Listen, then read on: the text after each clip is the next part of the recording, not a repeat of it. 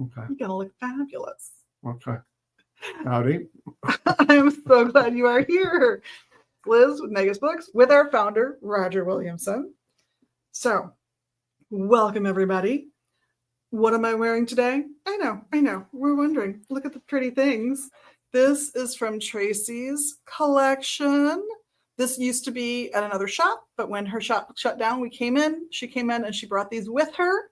So this one's abalone shell, gorgeous. What's it used for? Abalone shell is all about the sea and therefore the subconscious and intuition and all of those wonderful psychic abilities that we like to work on and develop. So good one to remind yourself that you have those powers and that you can use them. Another one from her collection is this Thulite. Isn't that lovely? Such a pretty color. That pink color, that it's associated with love and compassion and just love for your fellow human. It's a beautiful, beautiful ring. I love the teardrop shape, especially right now. I love that beautiful color pink. And then from Sarah Cura, we have some imported rings. I think these are Sarah Cura's. Yeah, these are Sarah's. And these actually have rubies in them. You'll notice these are not the clearest rubies in the world. These are not the highest level of rubies in the world, but it's a $14 ring. Get yourself some rubies for $14. I think that's a good deal. And why do you want to wear rubies? Well, if it's on your left hand, which this happens to be my left hand, it's about bringing blessings into your life. So there's a good reason to have a look at this. And this one, she's got a few other styles and different types, including some like huge honking rings that are just sort of amazing. One doesn't even fit my thumb, but the ring itself, the face is huge and has a giant turquoise in the middle. Absolutely gorgeous. What am I drinking? What are we drinking today? Well, I got as close to the Four Gentlemen's decoction as I could from Chinese medicine. So I've got 3 of those ingredients that I stuffed in here. So that's the Eleuthero, it's my fave. A little ginseng. Why? Woke up too early. I'm going to be tired. And some, not the Atractylodes, because that's the one I'm out of. The Astragalus. And some lemon balm, because I wanted it. That's why. That's the whole reason why. And what have we got to show off today? Well, I may have shown them off recently, but I've been doing a series because we were able to get back in a whole bunch of figure candles. So we've got black, red, white, pink, and purple. And if you're curious about figure candles and you want to know more, I'm running through each of the colors on our Magical Tuesdays little mini cast. So you get 4 or 5 minutes on why figure candles, how to use figure candles, and why that color. So we've done pink and we've done purple so far. So look forward to red, white, and black coming up soon. What else have we gotten in or things I want to show off? Things we found as we unpacked. Yay for unpacking in our new location. These beautiful dream pillows by Siren's Allure. This is a relatively new consignee with us. They do a wide variety of products. I even have some of their journals that I'll show you in a second. But I love their dream pillows because they've got a little pocket with a little button on it. So you can charge a stone or a little bag of herbs, stuff it in there. I would lay that down and put my head on the other side of the pillow because I don't want a button in my ear. But you can absolutely enhance the dream pillow with whatever you like in the little pocket. And I think that's genius design work. So it comes in things that range from what I would call kind of cute to, a little more otherworldly and beautiful. Great designs, great patterns, great fabrics. Another thing that we have more of out there, and I only brought a few to show you, are some of the fabulous altar cloths that we carry. A whole bunch of those have now emerged from the depths. So we've had them, we've carried them before, but they've only just resurfaced for us. There's about 5 of them here, but there's dozens. There's a couple dozen, I think, out on the floor. And then I was able to find some decently priced journals. So I wanted to show those guys off. You got your Tree of Life design, your Buddha design, the all-knowing, all-seeing eye, and the triangle. Why? Because it's America. Good enough. So everybody thinks of it. It's all my money. Yes, it is, for real good reasons. And the lovely ham says, so these guys they're $19.95.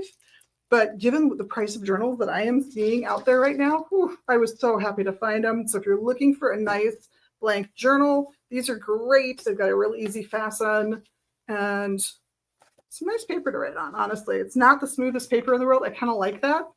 I like that there's a little resistance in the page, especially if you're going to draw in it instead of write in it. But either way, I love that stuff. And then I promised that other Sirens Allure product, which is the journals. So they personalize the journals, creature of the night, witch service, spells and potions. There's all kinds of things. My favorite right now is I have a Crystal for that. Why? Because Crystal Well comes in and shops with us. And that's just fun for her and I. But that's what's new. That's what's happening. Events coming up. Cruise through those real quick. And then we'll get to talking about your fabulous origins and why this place exists. So what's going on? Reiki 1 is coming up on the 17th this month.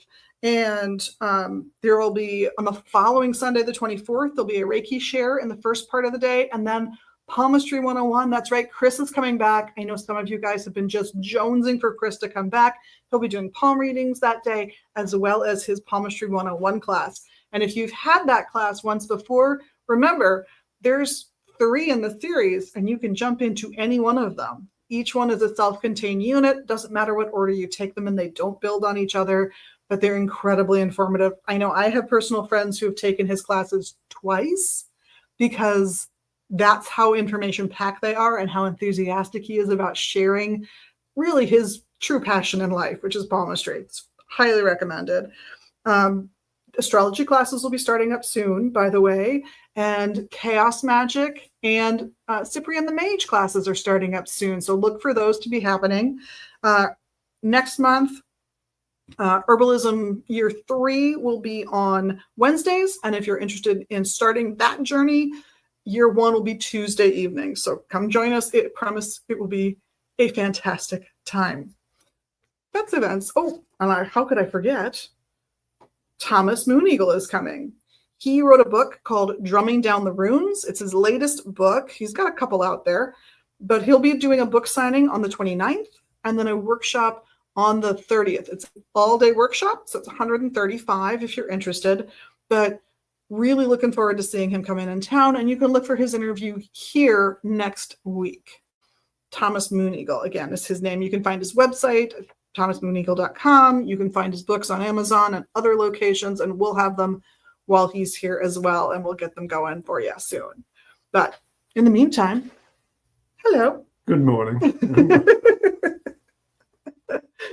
So let's start at the beginning. Yeah. How did you get into this weird world? Well, let me think. Well, really, I wrote a book in about 1987 called The Sun at Night. And when I moved to Minneapolis in 1985 from the old country, I had this huge occult library I brought with me, you see. And so thinking about it and trying to get more exposure for the book, I put this mail order catalog together, which in those days, the only places you could really advertise were in magazines, etc., you know. So I started running some ads in there, advertising this occult metaphysical catalog for $2, and all of a sudden I started getting requests for it, so I thought I should probably put one together. So I cataloged this huge occult library I brought over with me, and of course I put ads and flyers for my Sun at Night book in there, and so I started selling those. And then this was reasonably successful, and I got to network with other people around the country who either had stores or were just doing mail order, you see. And I'm thinking, well, you know, God, if I had a store, I could be doing this all day, every day, which didn't seem too bad an idea. It's, you know, I did have doubts after I started it, but we're not going there. And so, but you don't know what you're doing when you get into it. No, you it's don't. The fun parts that you know. Right. And of course, I've never done a business plan in my life. Which I think is, you know, being a 60s person, I don't think that's uncommon, it's sort of just wing it and see what happens. And so I'd always liked Dinkytown, and because it reminded me of London in the 60s. And so I drive through there, and all of a sudden I saw this sign up, and it had retail space for rent with a phone number. So I thought, I'll just, and I should add, I did have a full-time job in corporate America while this was going on. And so I thought, I'll just call this number, see what the story is. And so this guy met me down there. He showed me this space. It was 500 square feet. Teeny tiny so space. Yeah, it wasn't much bigger than this classroom. Here, but it seemed like a big deal at the time. The next thing I did, I couldn't seem to stop it. The next thing I seem to remember is that I was paying rent for this place. And so my son was over visiting me from England, and so he helped me, and his buddy that lived over here. They helped me for a month move this store in there. Nice. But unfortunately, he had to go back before I was able to open it, which was the 2nd of September, I believe. And so what year? This would have been 1992. All right. Yeah, I was a young man then. And so it was a really sort of, Dinkytown was a really bohemian sort of attitude there. Yeah. You had the Dinky Deli just across the alley from us, because this was right at the back of Dinky. So if you're looking at Dinky, you got the Chinese restaurant, Shuang Cheng, on the left, and you get down this corridor, and we were right at the end on the left. Yeah. And so the Dinky Deli was on the right, and that's where all these folks, the ex-hippies and everything and revolutionaries would always go and sit all day in there. And in fact, one of the folks in that group was one of the creators of Dungeons and Dragons, as a matter of fact. Yeah. Oh, wow. And I didn't really learn that till later. But then everything else was, a little bit more off tilt. There's a great jeweler down there. Mm-hmm. And of course, then you had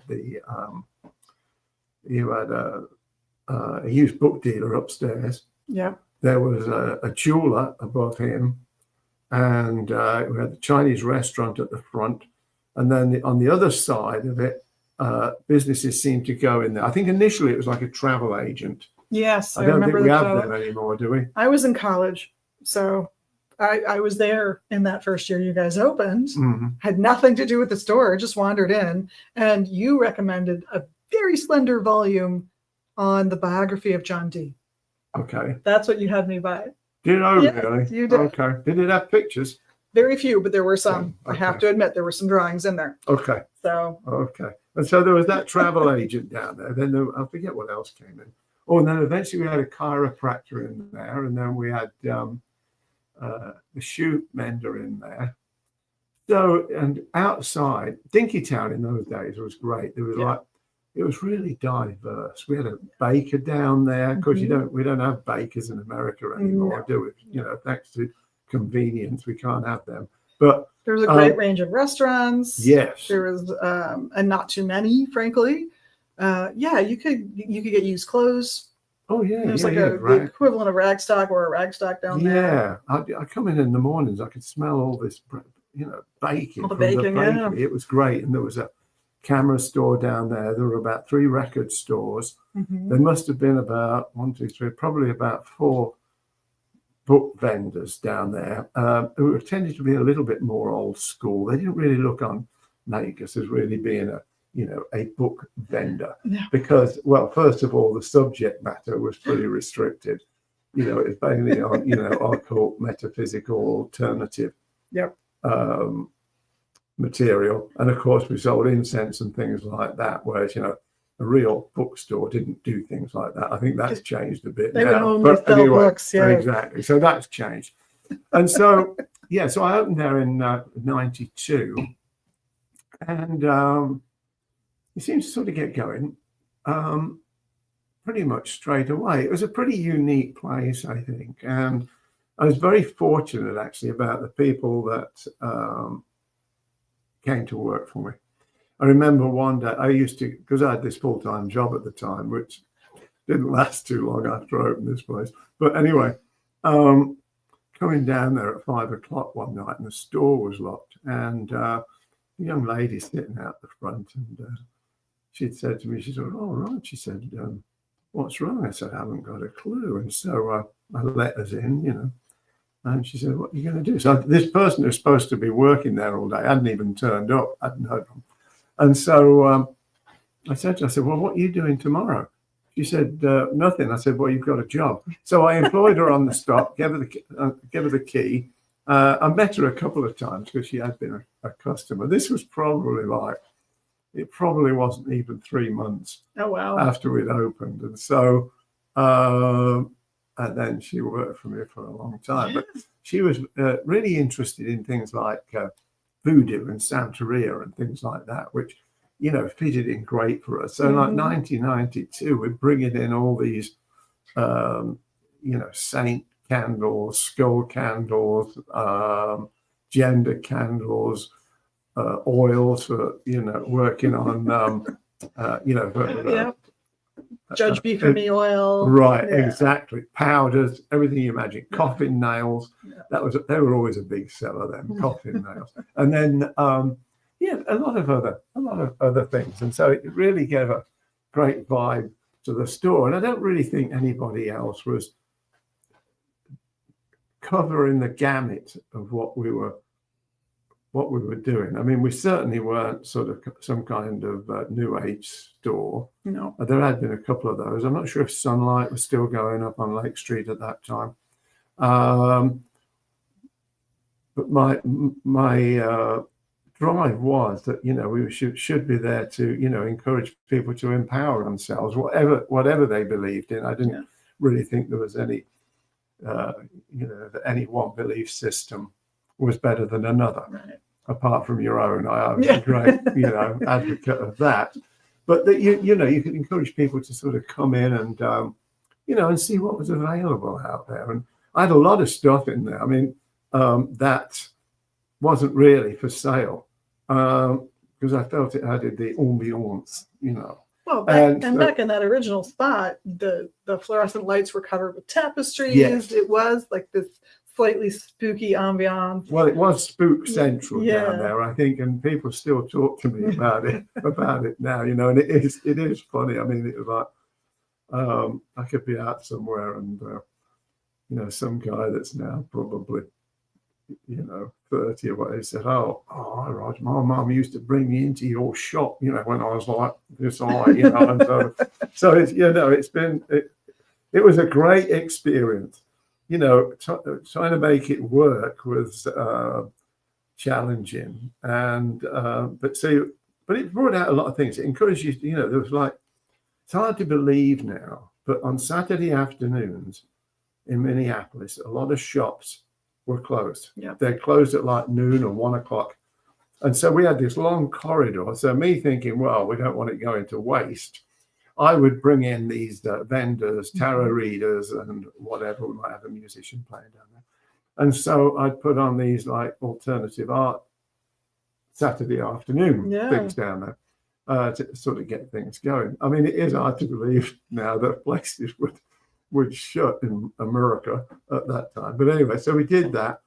And this went on, probably I must have been in there for 5 years, I think. Yeah. At least, yeah. And so within 2 years, I was there full time, and I had another person come and work for me that knew about what at that time was like bulletin boards. Or I didn't know much about that at all. I had no idea what a bulletin board, unless it was something you used drawing pins on. Yeah, this was the online. This is like early internet, BBS. Yes, bulletin board stuff. Yeah. So we still had the mail order going. And I rented another small office upstairs. This guy came to work for me. We seemed to know about this stuff and then got us on the internet. And so he worked upstairs, so we'd do that. And so we were doing that in conjunction with the store. Yeah. Yeah. It was good. Eventually. And for those of you who are going, I don't remember. I've shopped at Magus for years. I don't remember fluorescent lights covered in tapestries. I don't remember. This is the first location of 3 in Dinkytown. We moved to the front of that Dinky-Dale Mall, and then we moved across the street. I started at the second location that was not your house, I always like to say it really started in your basement. Yeah, it did. Yeah. I lived out in Plymouth at that time. Yeah. And then it Yeah. moved, and I was an early customer. Right. And then you moved to the front of that same little mall that's Right. kind of built into that block. I got hired at that location.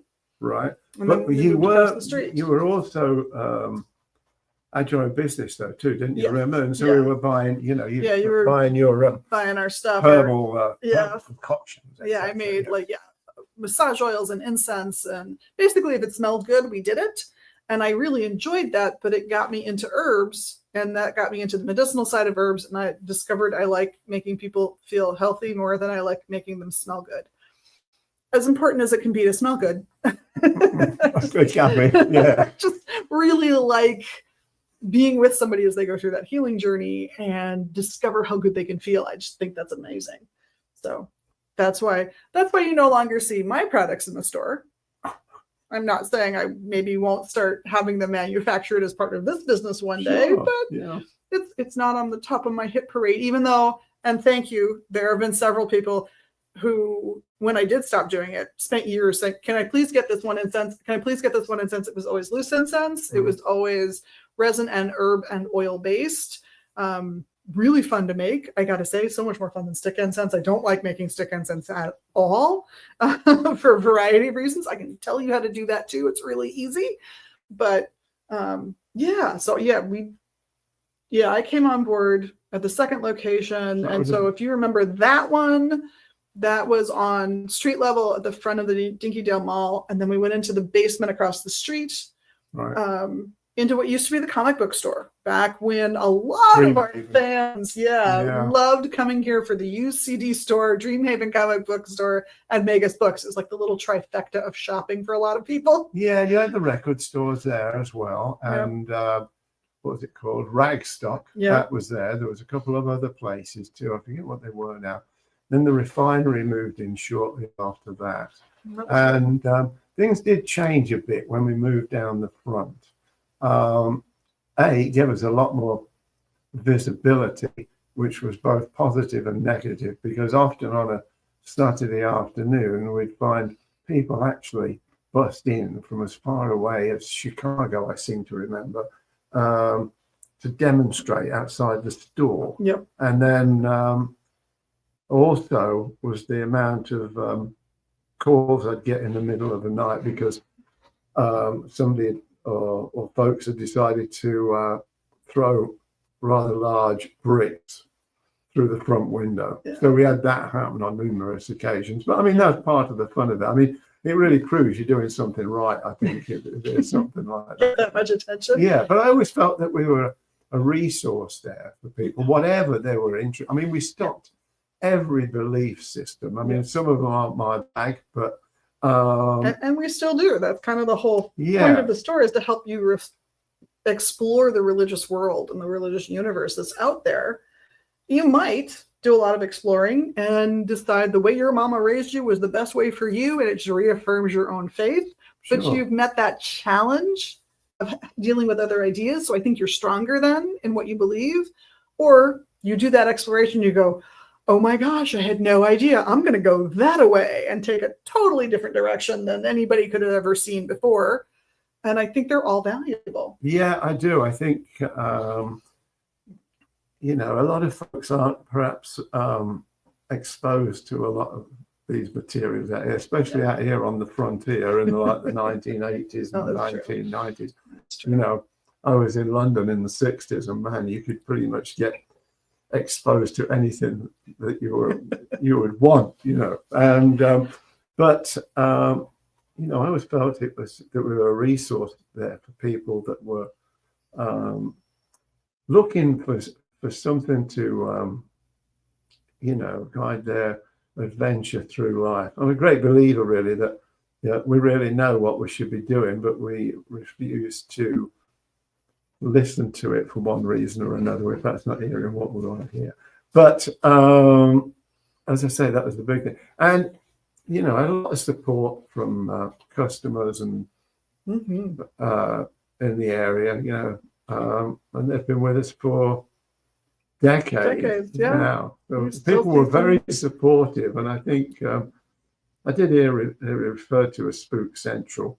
And so, I thought always felt that was a great compliment that we were obviously doing something right. Mm-hmm. And then once we'd moved down the front, of course, we had more space, so it was easier to do book signings or events there. We also, the only way I could rent that front space was if I rented the space above. So it was a big jump in rent and everything. And so that was a challenge. And so we would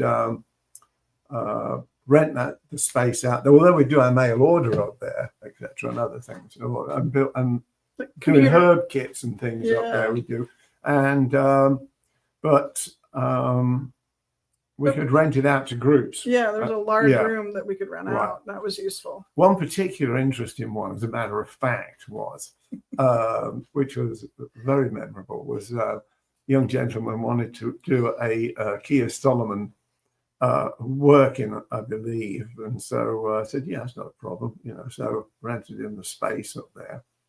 And within an hour, the jeweler that was like on the third floor, right at the top of Dinkeydale, came rushing into the store in a panic. And so I had to go up to to see what the hell was going on. And there was all this sage smoke billowing out from under the door. And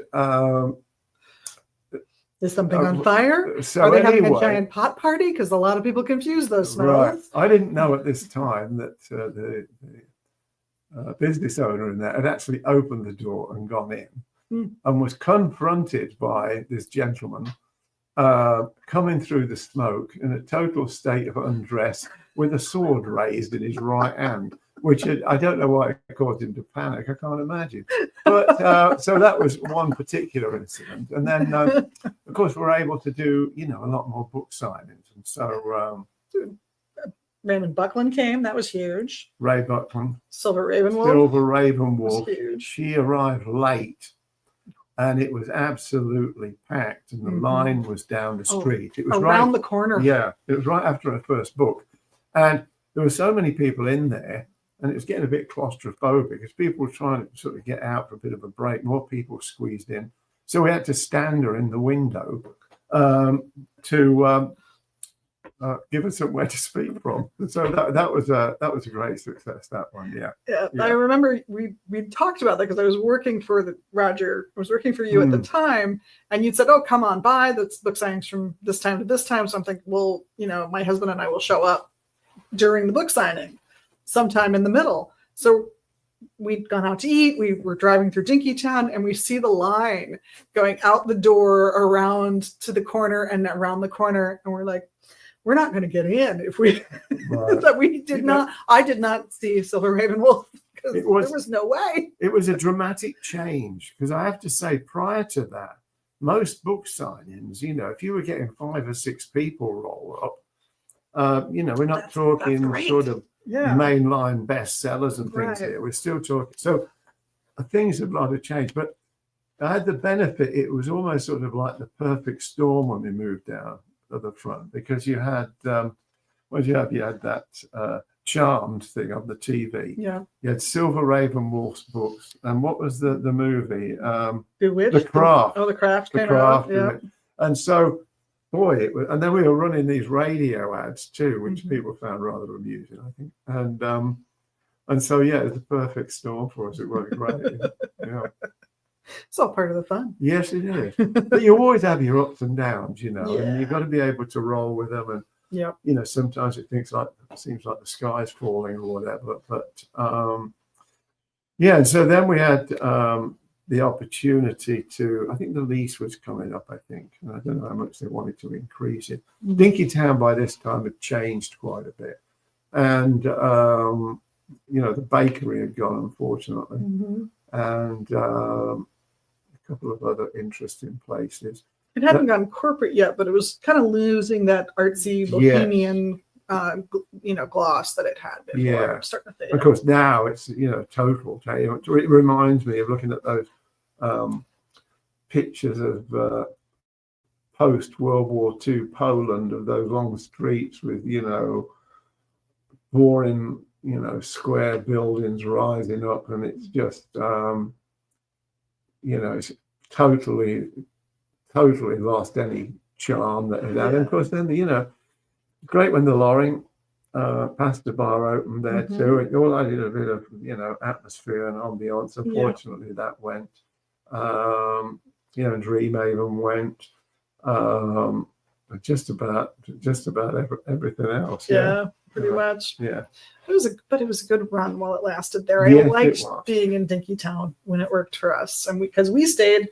You retired while we were still in Dinkytown. Yes. At that third location across the street. That's right. Yeah.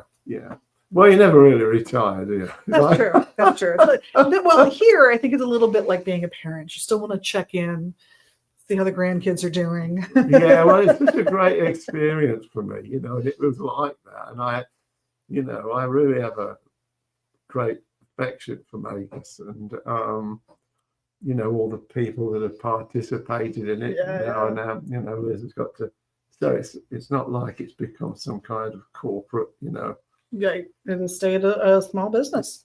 Stayed a little mom and pop shop style place. Really. It's great to see Liz here making it work. And of course, there's always ups and downs. It doesn't matter how well you're doing. There's always something that you can do better. There's something you want to pay more attention to, always. But I also wanted to get back to this whole thing was kicked off by The Sun at Night. Yes. Which is a beautiful novel. Yeah, and it was a skinny little black novel when I bought it. And about halfway through, I promise you, I totally hear him reading it to me. Your voice until somewhere in the middle. And then it's not anymore. And I don't know why. But if you can find that one, I think it's a very good read. But it's now this thick, and it's a limited edition hardcover. Right. Because you went through and redid a bunch of it, didn't you? Yeah, I did. I added extra sections in there. It's sort of like, I'm not the most educated person in the world, especially when it comes to writing. Back in England, it was a sort of like, I don't know how it was, probably about 7 or 8. I do remember every Friday morning, the first class was spelling. And every morning I'd have to hear the spelling test. And no need to say who's bottom once again, but Roger. And I have to say that my spelling has not improved at all.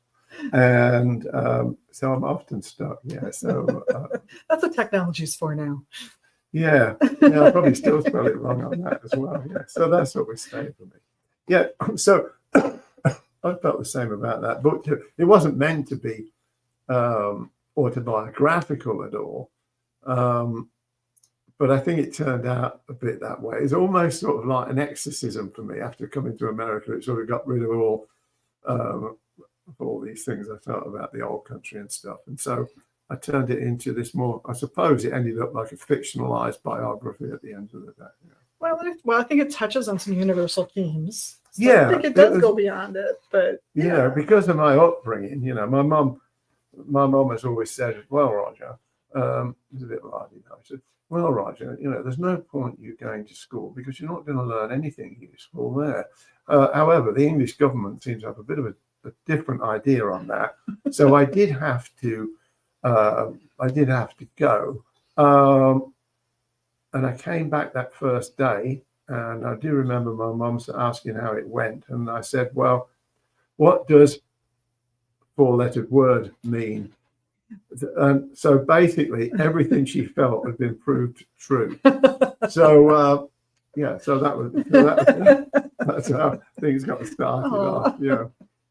I can understand that. It's a frustrating situation. Yeah. It is. But was that the first thing you wrote that was published? Yeah, well, after I left school, the last thing, most of us wanted was a job. Yeah. So we all pretty much just took up music. And so there's this big, like, blues, American music type revival in England. Eventually turned into this revival of English folk music. And so, I was involved in that. And that's all I'd ever done after I left school until I was like 30.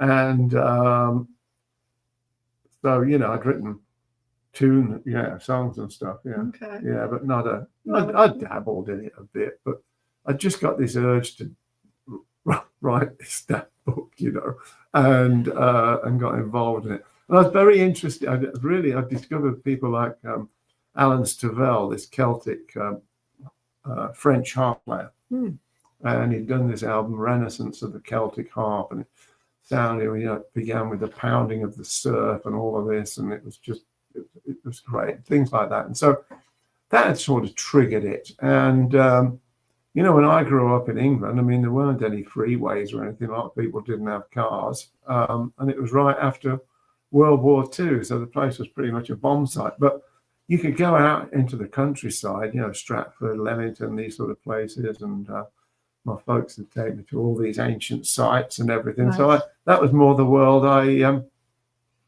lived in, and I don't think I ever really moved out of it, So yeah, so I was very fortunate in that respect. Yeah. What was the next thing you wrote after? I don't know. I did a little Labyrinth, Tales of a Rite of Passage. That's right. I did that. That was a limited edition, that was, and it was like a lot of, it was sort of like a compilation of thoughts, more short stories, some of which I incorporated in the this limited edition of The Sun at Night. Nice. And other bits and bobs, odd sort of sketches and everything. I remember it was printed in sepia ink on this parchment-like paper. Nice. And so that was limited. I think that was limited to about 200. The Sun at Night wasn't. I don't know how many copies of it. Yeah. Yeah. Then after that, there was another one on Lucifer's, a basic handbook of Luciferian sorcery, which is a bit like an overview of the light and dark side of the tree. The tree of life, listed it, yeah. And it just went on from there, yeah. Nice. Yeah. So yeah, there's a few things you can pick up. Oh yeah. If you're interested. Oh yeah. Yeah. There's some art prints here as well of yours. Yes, Some paintings that we still have under wraps at the moment. So there's a few good pieces to really sink your teeth into if you're interested. I don't know how good they taste, but yeah. I don't know that it actually eats the oil paintings, but that's okay. Right. That's okay. Well, they are natural, right? Natural products, yeah. And I know you've talked about them the same way you talked about The Sun at Night a few minutes ago, as paintings being the process of exorcising a demon, working through. Well, I think art is more to do with therapy. I have to admit, it's funny when people think about Magus, especially people who've never worked for themselves, often think that you're making a fortune out of it. And that was, it's never I never thought about the money really. It was like, as I said, I've never done a business plan. And I'm sure people would have said, I wouldn't even bother doing this, really. But that's never been my motivation. And for some reason, I'm one of these people that I seem to, sort of stumble through life and something fortunate seems to happen. So I've been blessed like that. But and I think, a lot, you go back to, my music days and stuff, people would drive all over England just to do a gig. They weren't even worried about being paid. And within 10 years, that had all gone. Yeah. And money got involved. By about 1969, it was really all over, So that sort of, it's more that Beat Generation. Find your passion. Yeah. Do the things you love. And I felt the same about Magus, like doing that. Certainly, I certainly didn't do it for the money. I mean, it's nice when you had some come in. I mean, it's not that strap, but that wasn't my drive. Yeah. I think it's nice when that's the case. Wow. But a lot of people don't know what they want to do, you see. Yes. You're not really given the opportunities, are you? And you have to know that the thing exists to want to do it. So if you're not exposed to the option, right? How do you come up with the option? I think that's, and that gets back, the first person I ever read about who spoke about that eloquently, I thought, was Nichelle Nichols. Because she was going to quit her first big acting gig, which was on the original Star Trek series, until she was told two things. One, you get a ton of fan mail every week. They just don't let you see it. Right. And two, Martin Luther King Jr. said, keep doing this because this is the first time anyone Black has ever been on American television. with a future. Oh, sure, yeah. And it gave people the idea that, oh, I could be a scientist. Oh, I could I could become an astronaut. Oh, you don't know it exists. You can't do it. You have to see the options in front of you. I think that's one of the things about a shop like Magus Books, where there's multiple paths of spirituality at your fingertips that you can explore. Sure. And you don't have to follow anyone. You can pick and choose the pieces you like, or you can settle in on one particular path. Right. I mean, we were very focused. It wasn't like we were selling, general books on knitting or something like that, unless it was to knit your altar cloth or something. And so I don't know how easy it would be to do it now. I don't know. But I think if there's a will, there's a way to do it. But, in those days, everything was like, opening up the frontier in a way. And I never thought too much of it. I lived in England. You had, the Atlantis bookshop. You had Watkins, a whole bunch of other things. It seemed like the norm. I had no idea about the animosity it raised among certain groups of people in this country, because it just seemed like mother's milk to me. And I couldn't be. It was a bit of a shock to me, really. But especially since it's just ideas. It's just concepts and ways of playing with your inner being, your spirit. And there's no implicit threat into any of that, really. But we still sometimes we get a load of tourists in. I call them spiritual tourists who come in and they ask lots and lots of questions, and they have their little crosses on, and I show them the Christianity section. We still have one. We've always had one. Sure we have.